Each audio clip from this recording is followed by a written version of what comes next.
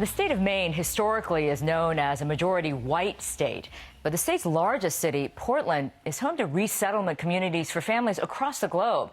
As the city's demographics shift, one tiny nonprofit arts group is reaching out to help immigrant and refugee teens feel part of their wider community. The Telling Room runs an after-school program that gives these new students a place to practice English and share their personal stories through writing. In this week's Close-Up, Full Frame takes a look at this unique educational program.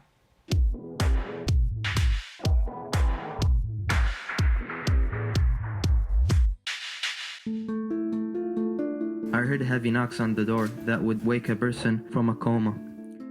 Nobody was home. The candle was out. The rage, son, the rage. That's the rage. Can you feel it? Can you feel it? Tame it. When approaching someone, we don't smile. We wondered whether we deserve any hellos. We started to question. The object with no feelings is burning, but is protected from the sun. But my mom, working and getting tired, is not. Mom, I wonder what you felt when we were laughing. A lovely 14 years old bride, but in my eyes' reflection, all I saw was frightened, happy, worried, perplexed, 14 years old girl. My whole family was under the threat of being killed. Until this day, I could still feel the warmth on my grandparents' tears on my face when they kissed my forehead for the last time.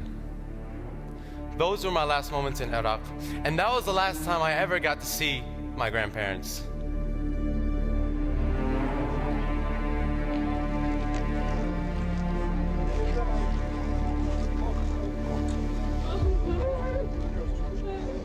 I was born in Mosul, Iraq, and I was raised there for most of my life. In 2008, we sought refuge in Turkey, and we began as refugees for the United Nations there. Then came to Portland, Maine in 2010. A lot of the challenges that I faced when I moved here was adapting culturally, and that's obviously, that sounds really cliche, but you know, there's a lot that goes into it.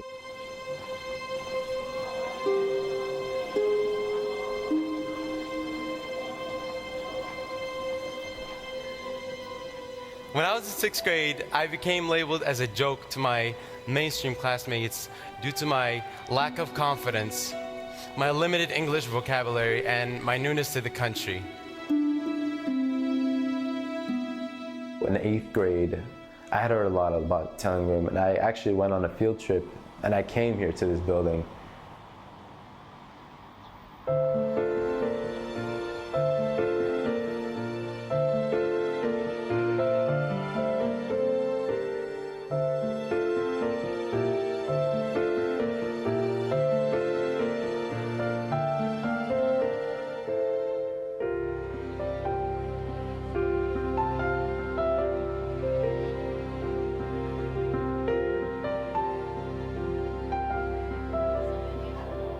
People from different ethnic backgrounds, people from different races, religions, and you know, I realized that I wasn't the only one that had a story. You've been working really hard for the last 8 weeks to get these stories just right, and you have one day, next Thursday, to stand up in front of an audience of people you know and people you don't know to share that story with them. There will be tears or goosebumps from several audience members, and I love that you're gonna get that feeling reciprocated back to you and know what that feels like to share that. I'm so excited. I want to thank Molly and Sonia to give us an opportunity to tell our story to the people, to teach them our culture. We are ready, we can do it. Thank you. So once we get the kids excited about telling a story and we start getting it out onto paper, then the mentors are asking them to consider, how could you make this more vivid, or how can you slow this down and really bring your reader into this moment? What techniques do you have to use? So I do a lot of work with actors on how to present themselves and how to speak well. The idea is to make it sound as real and as true to yourself as you can. You really speak from the heart, and it will go well. And this moves right over here, so that's going to be the same thing. These stories have so much value, and giving the minorities a voice in the community, that's what the telling room is all about. How's it going? Good to see you.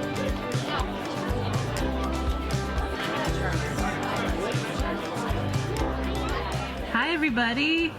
This is an amazing crowd. Thank you so much for coming today. I'm Molly Haley, and I'm so fortunate to be able to work with the 15 students in the Young Writers and Leaders program and co-teach it with SONYA here. Hi, I'm SONYA. I'm like forgetting my lines. This is so exciting to look out at you. For those of you that this is your first time to the program, it is our year-long writing program open exclusively to international students. It means so much to us and the students that you came out to support their voices and their storytelling today.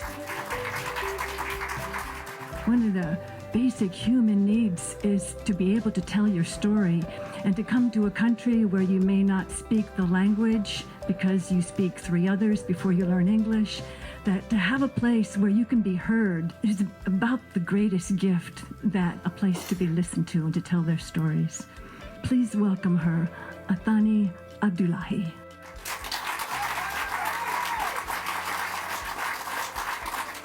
I am a strong young lady who loves to be with people, and who knows, one day she will achieve her dreams. But son, learn before it's too late. Regret before you make mistakes, and that should prevent them from happening. And I saw that she cared because I actually saw her smile.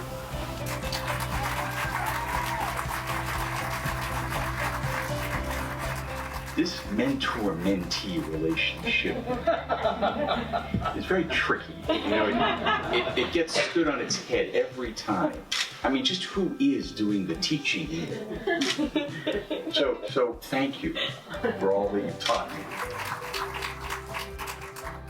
Buildings fall down, Blood Street is bleeding. I combat in my heaven an incorrect formula. See my mother baking bread under the Having a program like this can be very, very effective to teach others about, where we come from, why are we here, why didn't we end up in other places, and what choices did we have to make to end up here. I lived inside a category for years. But I wanted to be more than just a category. I did not want to be known as the immigrant kid. I did not want to be known as the Iraqi kid. I did not want to be known as that kid who doesn't know what's said to him half the time because English wasn't his primary language. Because that kid has a name. His name is Salim Salim. So I took a risk. I took the risk of stepping out of my comfort zone and exploring what's outside my circle. Taking risks has brought me from Mosul, Iraq to Portland, Maine. It has brought me from being a joke in middle school to getting elected as school president.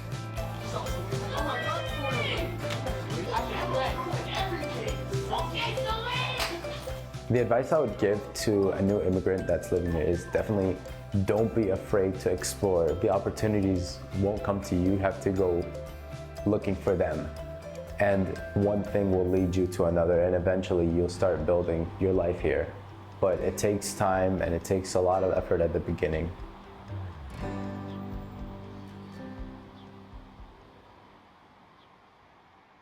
And that's it for this week. Join the conversation with us on social media. We are CCTV America on Twitter, Facebook, and YouTube. And now you can watch Full Frame on our new mobile app, available worldwide on any smartphone for free. Get the latest news headlines and connect to us on Facebook, Twitter, YouTube, and Weibo. Search CCTV America on your app store to download today. And of course, all of our interviews can still be found online at cctv-america.com.